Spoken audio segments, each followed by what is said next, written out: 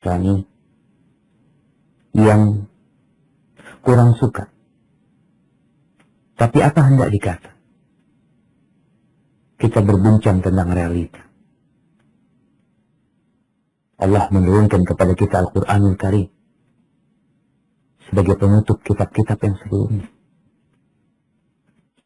Nabi Isa alaihissalam juga telah memberikan kabar gembira akan datang seorang Nabi yang bernama Muhammad sallallahu alaihi wasallam. Dan ahibati fillah,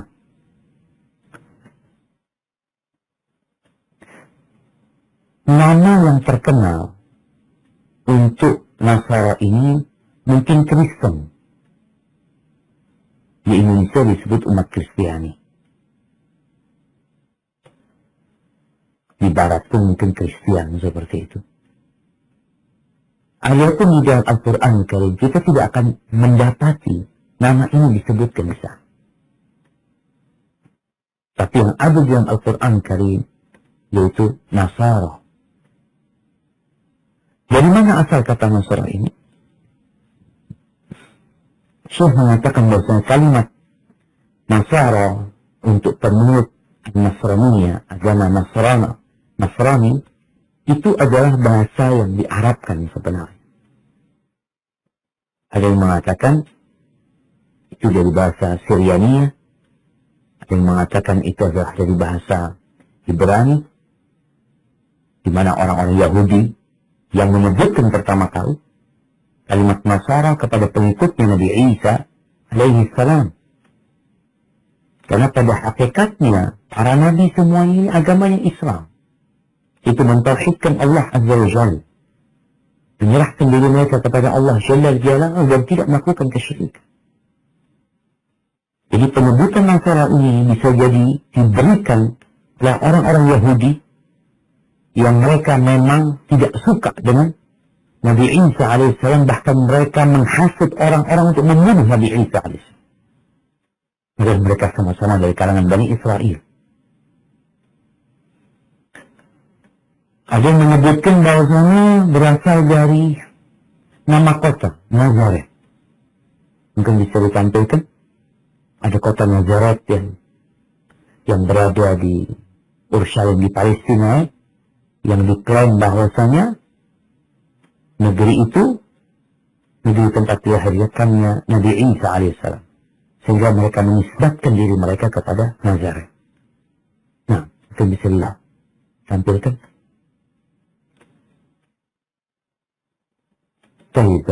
Kita lihat jemaah, itu yang ana lingkarin Nazaret.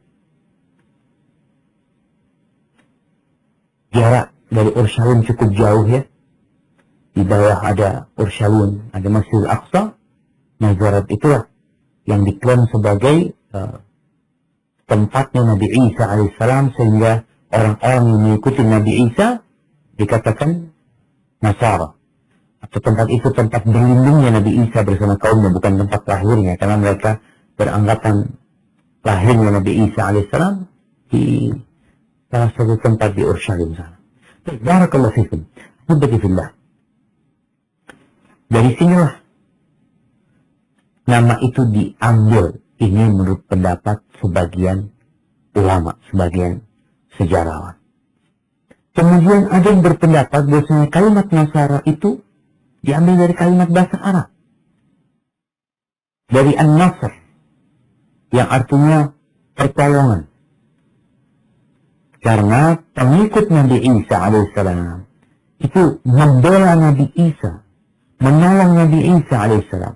Bukankah Nabi Isa mengatakan kepada mereka, Man ansari ilallah, siapa yang akan menjadi penolongku dalam berdakwah, mengajak kepada Allah? Alal hawariyun nahnu ansar. Hawariyun itu pengikut setianya Nabi Isa alaihissalam, mereka mengatakan kami adalah penolong-penolong Allah azza wa jalla. Maka dikatakan dari asal kata inilah bermula kalimat Nasara. Hadza wallahu a'lam bishawab. Karena kalau dilihat mungkin lebih dekat kepada penisbatan mereka kepada tempat yang namanya Nasirah atau Nazaret tadi, Karena kalimat ini sudah ada sebelum turunnya Al-Quranul Karim. Alhamdulillah. Sekarang orang Nasrani di masa sekarang lebih suka menyebut diri mereka dengan Kristen. Menisbatkan diri sebagai pengikut Yesus. Dalam bahasa Arabnya mungkin Al-Masihiyah. Isa Al-Masih. Yesus Kristus. Mereka menisbatkan diri mereka sebagai pengikut Nabi Isa alaihissalam. Tapi sebetulnya mereka mengikuti yang mereka sukai dan meninggalkan apa yang mereka tidak suka. Jadi kalau disebut agama Nasrani ini agama apa? Agama Nasrani, agama Kristen mungkin yang disebut di Indonesia, itu asal usulnya adalah agama yang Allah turunkan kepada Nabi Isa alaihissalam. Akan tetapi agama ini dirubah, diselewengkan, ayat-ayatnya ditambah, dikurangi. Injil mereka banyak. Maka kalau kita membuka perjanjian baru, kita akan mendapati Injil. Injilnya Markus, Injilnya Yohanes, Injilnya Matius, Injilnya Lukas. Rakyat berpikir, apakah ini kitab yang diturunkan oleh Allah kepada Nabi Isa alaihissalam? Kenapa kok terjadi perubahan atau perbedaan? Ada Lukas, ada Markus, ada Matius, ada Yohanes. Belum lagi di situ ada 27 kitab yang isinya surat-surat. Itu pun dimasukkan kepada Bible, kitab suci mereka. Sehingga orang yang membacanya akan kebingungan. Apakah benar kitab ini diturunkan oleh Allah kepada Nabi Isa alaihissalam? Kok bahasanya seperti itu? Itu mungkin akan menjadi bahan kajian kita nanti ketika berbicara tentang metode apa yang paling tepat untuk mendakwai ahli kita, orang-orang Nasara dan Yahudi. Jadi ini agama asalnya dari Allah turun kepada Nabi Isa alaihissalam, namun kemudian mengalami perubahan, pergantian, bahkan dari yang sebelumnya mentauhidkan Allah Azza wa Jalla, itu menjadi agama kesyirikan. Yang awalnya mereka mentauhidkan Allah, tahu-tahu mengatakan Tuhan itu 3. 3 itu 1, 1 itu 3. Hal ini sesuai dengan pernyataan dan pengakuan para sejarawan Nasara sendiri. Mereka mengaku hal itu. Alhamdulillah, kayak bicara awal mulanya agama Nasara ini, kita akan melihat Allah Azza wa Jalla berfirman di surat Ali Imran ayat 48 sampai 50. Nah, silakan dibaca.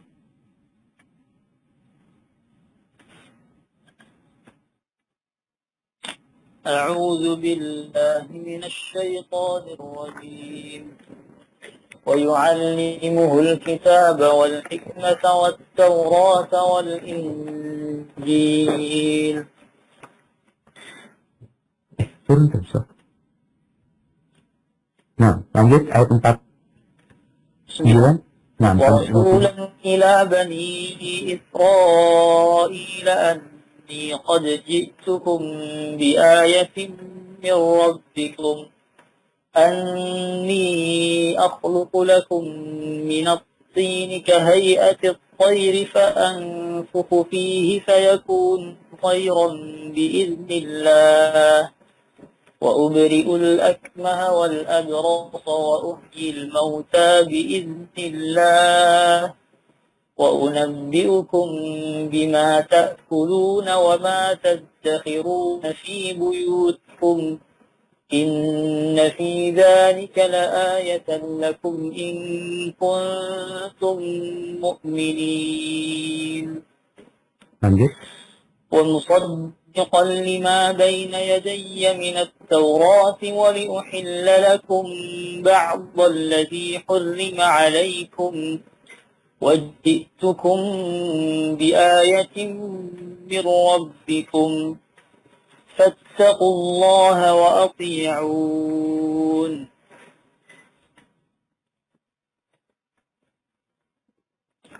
Artinya, dan dialah Allah yang mengajarkan padanya Isa kitab, hikmah, Taurat dan Injil. Dan sebagai Rasul kepada Bani Israel, dia berkata, aku telah datang kepada kamu dengan satu tanda, yakni mukjizat dari Tuhanmu, yaitu aku membuatkan bagimu sesuatu dari tanah berbentuk seperti burung. Lalu aku meniupnya, maka ia menjadi seekor burung dengan izin Allah. Dan aku menyembuhkan orang yang buta sejak dari lahir, dan orang yang berpenyakit kusta. Dan aku menghidupkan orang mati dengan izin Allah, dan aku beritahukan kepada kamu apa yang kamu makan dan apa yang kamu simpan di rumahmu. Sungguhnya pada yang demikian itu terdapat suatu tanda kebenaran tentang kerasulan bagimu jika kamu orang yang beriman. Dan sebagai seorang yang membenarkan Taurat yang datang sebelumku, dan agar aku menghalalkan bagi kamu sebagian dari yang telah diharamkan untukmu, dan aku datang kepadamu membawa suatu tanda mukjizat dari Tuhanmu.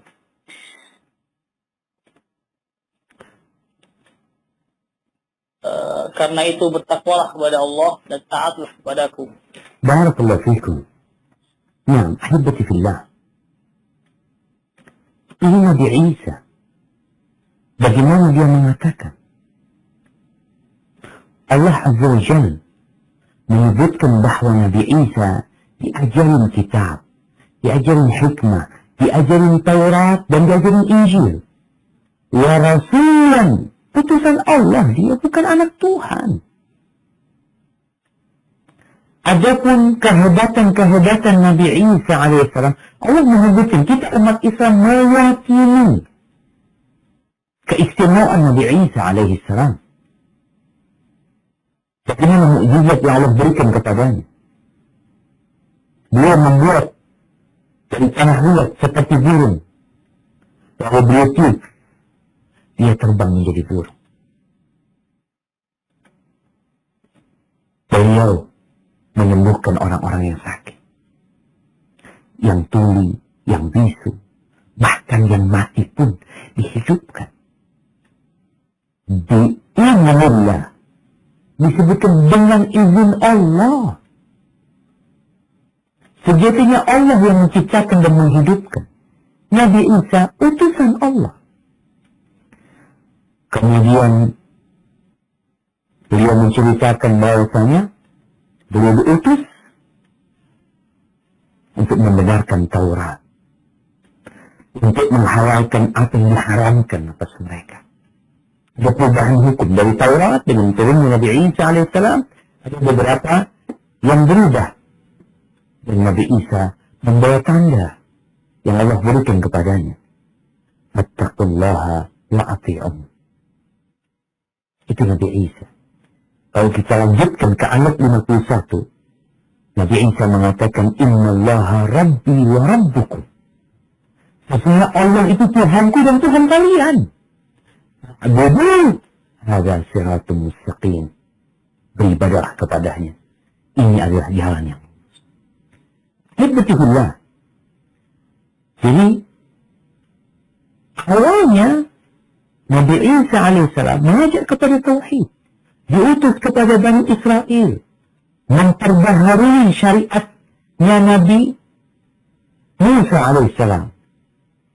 Kemudian ya terjadi perubahan di dalam agama. Nabi Isa memberikan kabar gembira.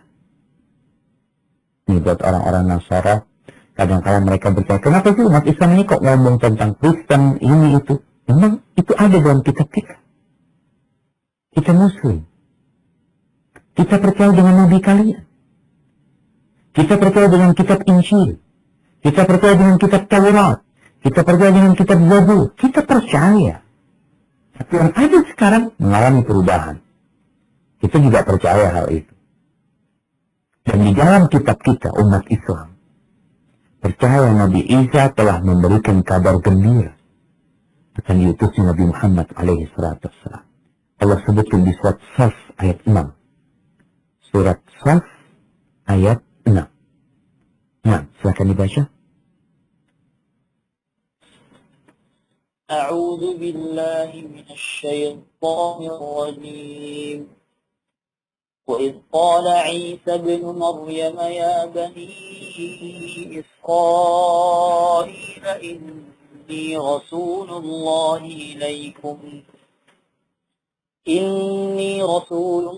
إليكم مصدقا لما بين يدي من التوراة ومبشرا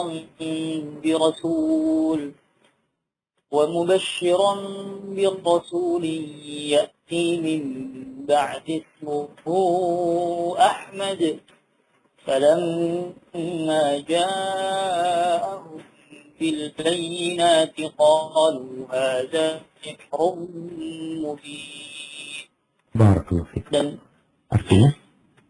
Dan ingatlah ketika Isa putra Maryam berkata, wahai Bani Israel, sesungguhnya aku utusan Allah kepadamu, yang membenarkan kitab yang turun sebelumku, yaitu Taurat, dan memberi kabar gembira dengan seorang Rasul yang akan datang setelahku, yang namanya Ahmad, yakni Muhammad.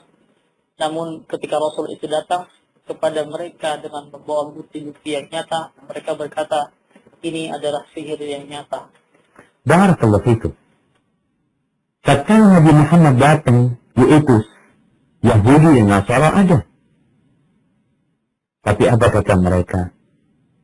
Mereka minta bukti, dikasih bukti. Namun semua bukti itu ditolak dengan satu alasan. Sihir, magic. Ketika mereka melihat Nabi Isa alaihissalam meniupkan burung, anak lihat yang dibentuk burung, lalu terbang. Kenapa mereka tidak mengatakan magic? Mereka mengatakan, oh Tuhan. Maka kita tidak boleh berlebih-lebihan. Dan kita tidak boleh meremehkan. Terus di tengah orang-orang Yahudi, itu mereka tidak menerima Nabi Isa alaihissalam. Mereka menuduh ibunya Nabi Isa, Maryam, berzina.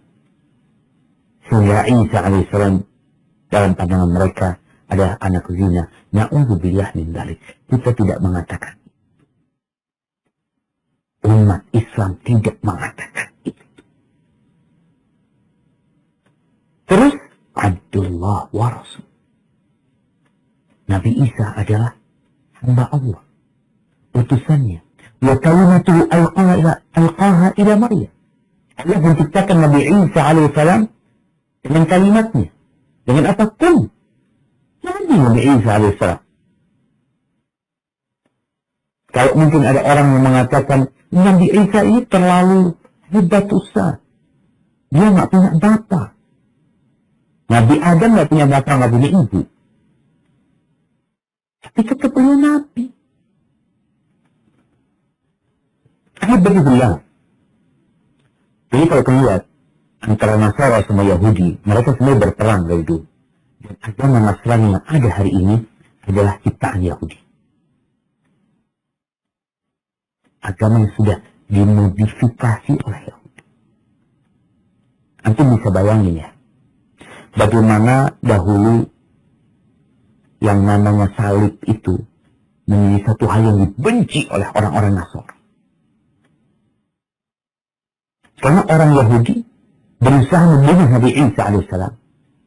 Akhirnya Nabi Isa diangkat. Yang dibunuh oleh mereka bukan Nabi Isa, disalib sama mereka. Perbuatan itu oleh orang-orang Nasrani terdahulu adalah perbuatan mereka marah sama orang Yahudi. Lalu tahu-tahu berubah. Keyakinannya berubah. Bahwa penyaliban Nabi Isa itu memang tujuan diutusnya beliau untuk menembus dosa. Bisa. Terus kenapa harus dikejar-kejar? Kenapa harus dengan laporan orang-orang Yahudi? Maka disinilah jemaah terjadi perubahan. Maka para ulama mengatakan agama Nasrani ada sekarang ya tidak lain adalah bikinan atau modifikasi dari tangan-tangan Yahudi yang mereka juga ingin merubah agama Islam ini sebenarnya, tapi alhamdulillah Allah menjaganya. Karena ini agama yang terakhir, penutup semua agama. Ini betulnya orang-orang Nasara mengkafirkan Yahudi. Dan orang-orang Yahudi mengkafirkan Nasara. Itu sebenarnya yang terjadi antara mereka. Untuk menghadapi Islam mereka bersatu padu. Allah berfirman di surat Al-Baqarah ayat 113. Kata Allah. Nah, surat Al-Baqarah ayat 113. Tafadhal.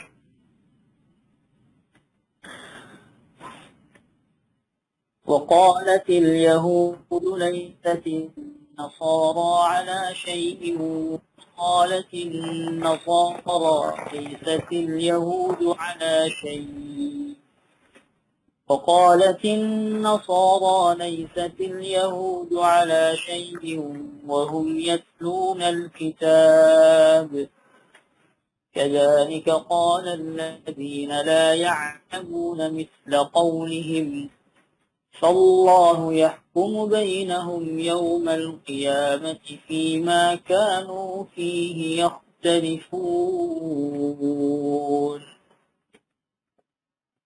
Dan orang Yahudi berkata, orang Nasrani itu tidak memiliki sesuatu, yang maksudnya pegangan. Dan orang-orang Nasrani juga berkata, orang-orang Yahudi tidak memiliki sesuatu pegangan. Padahal mereka membaca kitab. Demikian pula orang-orang yang tidak berilmu berkata seperti ucapan mereka itu. Maka Allah akan mengadili mereka pada hari kiamat tentang apa yang mereka perselisihkan. Barakallahu fikum. Ini yang terjadi dengan mereka sebenarnya. Jadi orang-orang Yahudi mengatakan Nasara itu salah. Mereka nggak punya pegangan. Mereka orang-orang yang tersesat. Nasara juga seperti itu memandang orang-orang Yahudi. Mereka salah mengkafirkan. Tapi dalam menghadapi umat Islam, mereka bersatu padu. Kalau kita mau membaca bagaimana perlakuan orang-orang Nasara dahulu sebelum datangnya Islam. Perlakuan orang-orang Nasara kepada orang-orang Yahudi sangat menyakitkan hati. Ketika orang-orang Nasara berpuasa di Urshalim sebelum datangnya Islam, maka Yahudi tertindas. Tapi sebaliknya, tatkala Yahudi yang berkuasa, Nasara yang tertindas. Mereka sebenarnya saling membenci. Tapi dalam menghadapi Islam, Allah Jalla Jalla menyebutkan bagaimana kondisi mereka. Kenapa mereka memerangi Islam? Memerangi Nabi kita Muhammad alaihi salatu wassalam. Di surat Al-Baqarah ayat 109 Allah Azza wa Jalla menjelaskan bagaimana konspirasi ahli kitab Yahudi dan Nasara ini dalam menghadapi Islam. Apa kata Allah? Nah, di Al-Baqarah ayat 109. من أهل الكتاب لو يردونكم من بعد إيمانكم كفارا حسدا من عند أنفسهم من بعد ما تبين لهم الحق فاعفوا واصفحوا حتى يأتي الله بأمره إن الله على كل شيء قدير. Banyak di antara ahli kitab menginginkan sekiranya mereka dapat mengembalikan kamu setelah kamu beriman menjadi kafir kembali karena rasa dengki dalam diri mereka. Setelah kebenaran jelas bagi mereka, maka maafkanlah dan berlapang dadalah sampai Allah memberikan perintahnya. Sungguh Allah Maha Kuasa atas segala sesuatu. Subhanallah jemaah. Itu arahan Allah buat kita dalam mendakwain ahli kitab. Sabar. Sabar, mereka hasud. Iya. Kalau mungkin ada yang marah, kita lebih percaya sama ucapan Allah Azza wa Jalla daripada ucapan manusia. Allah menyebutkan wadda kathir, banyak dari ahli kitab. Karena ahli kitab ini beragam sebenarnya mereka. Ada mungkin sebagian mereka nggak peduli sama agama, bahkan sudah menjadi ateis, meninggalkan agamanya. Tapi banyak di antara mereka itu yang ingin memerintahkan kalian. Maka kalau hari ini kita berbincang tentang bagaimana mendakwain ahli kita, orang-orang Nasara, mereka juga punya pelatihan bagaimana memurtadkan orang-orang Muslim. Dan di negeri kita bicara negeri kita, yang namanya pemurtadan itu banyak terjadi. Kampung-kampung dimurtadkan oleh mereka. Iya. Mereka juga belajar bagaimana cara memurtadkan umat Islam. Apa kira-kira rancuan dan keraguan yang bisa ditebarkan oleh mereka agar Muslim ini tidak percaya sama agama? Sehingga muncul paling tidak Islamofobia. Gimana dia sama Islam itu takut. Itu konspirasi mereka. Ustaz jangan menuduh-menuduh. Enggak, kita bicara tentang firman Allah Azza wa Jalla dan realita yang ada. Bagaimana tatkala Belanda datang ke Indonesia, kalau ada sebagian mengatakan Islam itu ditebarkan dengan pedang, pernah tanpa berpikir Nasara itu sampai ke Indonesia dengan apa?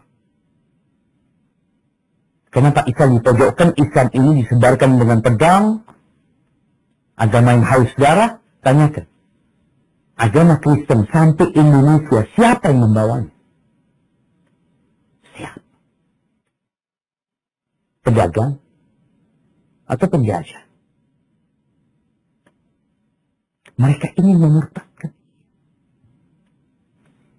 Maka pernah terjadi di zaman Pak Harto itu kegaduhan antara tokoh-tokoh agama. Sampai kemudian ada usulan nggak boleh menyebarkan agama kepada yang sudah beragama. Tapi sepertinya itu tidak setuju. Karena mereka tetap ingin menyebarkan agama itu. Ya fadhal sudah. Kita juga akan mendakwain orang-orang non-muslim supaya masuk Islam.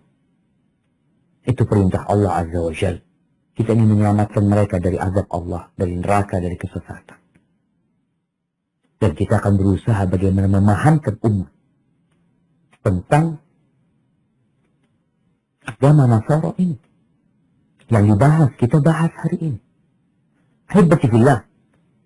Terus apa hukum Islam kepada ahli kita? Kepada Yahudi dan Nasrani. Sempat ramai beberapa waktu yang lalu tentang penyebutan kafir. Gimana sih agama itu menghukumi mereka? Di surat At-Taubah ayat 30-31 Allah Azza wa Jalla, alhamdulillah kita punya kitab yang kita yakin dengannya.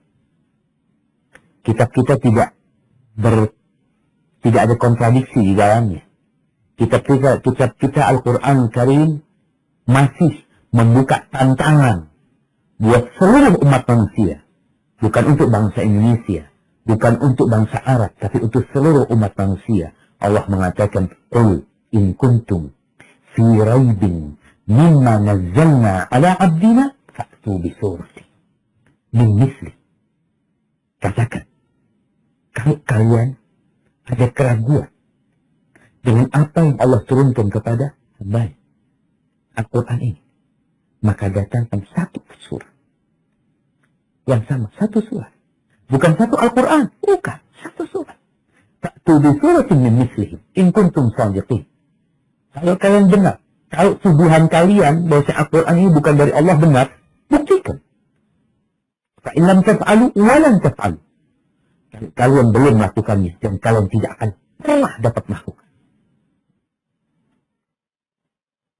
Maka tatkala kita membahas tentang Yahudi dan Nasara, kita bukan katanya. Terus kata Allah Azza wa Jalla. Nah, silakan dibaca At-Taubah 30-31. وقالت اليهود عزير ابن الله وقالت النصارى المسيح ابن الله ذلك قولهم بأفواههم يضاهئون قول الذين كفروا من قبل قاتلهم الله أنى يؤفكون اتخذوا أحبارهم ورهبانهم أربابا من دون الله والمسيح ابن مريم وما أمروا إلا ليعبدوا إلها واحدا لا إله إلا هو سبحانه عما يشركون. Dan orang-orang Yahudi berkata, Uzair putra Allah. Dan orang-orang Nasrani berkata, Al-Masih putra Allah. Itulah ucapan yang keluar dari mulut mereka. Mereka meniru ucapan orang-orang kafir yang terdahulu. Allah melaknat mereka. Bagaimana mereka sampai berpaling. Mereka menjadikan orang-orang alim Yahudi dan rahib-rahibnya, yakni Nasrani, sebagai Tuhan selain Allah. Dan juga Al-Masih putra Maryam. Padahal mereka hanya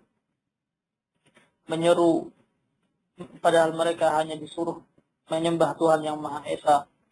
Tidak ada Tuhan selain Dia, Maha Suci Dia terhadap apa yang mereka persekutukan. Barakallahu fikum. Ini kondisi. Yahudi mengatakan Uzair putra Allah. Nasara mengatakan Masih Isa putra Allah. Bukankah itu ucapan mereka? Lalu mereka tidak mau dikatakan kafir. Mereka mengatakan hal itu dengan lisan mereka. Menyerupai, menandingi ucapan orang-orang kafir sebelum mereka. Kenapa Nabi Isa diutus, jemaah? Kenapa Nabi Musa diutus? Bukankah Nabi Musa diutus alaihi salam untuk mengajak umat manusia bertauhid? Tidak ada lagi yang menuhankan Fir'aun, atau menuhankan bintang-bintang, atau memohon kepada selain Allah. Bukankah Nabi Isa alaihi salam diutus juga untuk hal yang sama? Tapi kenapa kok terjadi perubahan? Yang awalnya mengajak kepada tauhid, kok sekarang malah menjadi agama yang mengajak kepada kesyirikan, yang menduakan Allah, bukan lagi Tuhan yang Maha Esa. Ada 3 buat mereka. Ada buat Yahudi, ada Uzair putra Allah. Lalu Allah sebutkan di sini bahwa orang-orang Yahudi dan Nasara, mereka itu menjadikan alim ulama mereka sebagai Tuhan. Ketika ayat ini turun, itu sahabat mengatakan, ya Rasulullah, kami tidak menyembah mereka. Iya. Bukankah mereka menghalalkan yang haram, lalu kalian taati? Bukankah mereka menghalalkan yang haram, mengharamkan yang halal, lalu kalian ikuti? Itu bentuk peribadatan kalian kepada mereka. Subhanallah. Kemudian Allah Azza wa Jalla di surat An-Nisa ayat 171. Di surat An-Nisa ayat 171. Allah menyuruh Nabi memanggil ahli kitab. Agar kita sadar apa sih hukum kita. Bagaimana umat Islam. Kita terus terang jemaah. Kita sampaikan kepada, mungkin ada yang nonton ini dari kalangan Nasara, dari kalangan Yahudi, atau agama lainnya. Kita sampaikan, kita nih, sebagai seorang muslim, tidak ada yang kita sembunyikan. Nggak ada yang kita sembunyikan. Kalau kau ingin tahu apa keyakinan kalian terhadap umat Yahudi dan Nasara, ini keyakinan kita. Di surat An-Nisa ayat 171, apa kata Allah? Nah, silahkan dibaca. Ya ahlal kitab la taghlu fi dinikum wa la taqulu ala Allahi illa al-haqq.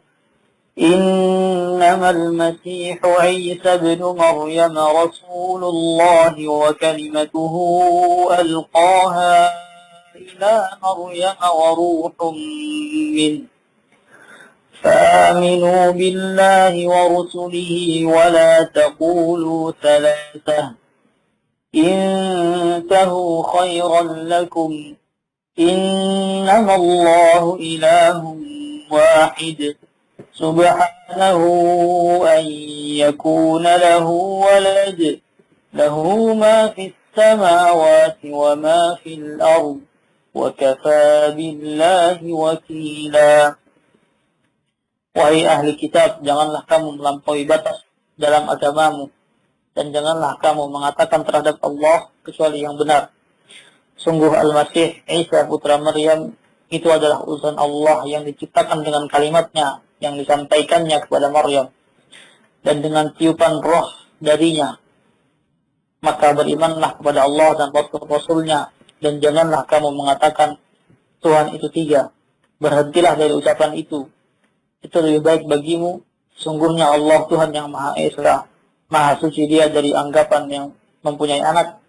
Miliknya lah apa yang ada di langit dan apa yang ada di bumi, dan cukuplah Allah sebagai pelindung. Subhanallah. Ini ajakan-ajakan Allah kepada ahli kitab. Jangan berlebih-lebihan dalam beragama. Jangan gulu. Itu umat Islam nggak boleh gulu. Dan orang ahli kitab juga jangan gulu. Nabi Isa itu nabi, manusia biasa. Beliau makan. Beliau lahir dari rahim seorang perempuan. Kenapa kalian kemudian katakan dia anak Tuhan? Terus kalian meyakini Trinitas. Islam membahas di dalam Al-Quran. Maka dari itu, hukum Islam kepada orang Nasara dan Yahudi, mereka kafir. Allah Azza wa Jal berfirman di surat Al-Bayyinah ayat 6 tentang bagaimana posisi orang-orang Nasara dan Yahudi. Apa kata Allah? Tafadhol.